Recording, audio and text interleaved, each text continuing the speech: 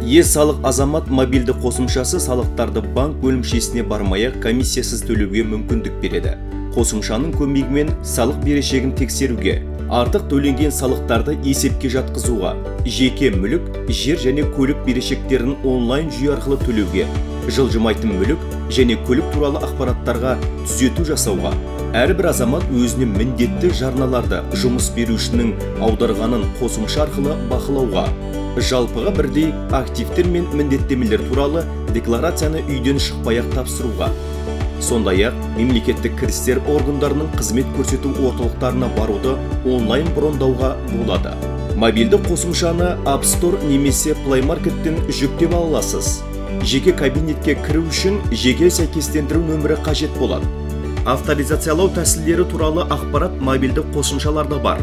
Мұнан бөлек мемлекеттік кірістер комитетінің сайтынан dgd.шымкент Instagram парақшасынан немесе 1414 нөміріне хабарласып ақпарат алуға болады.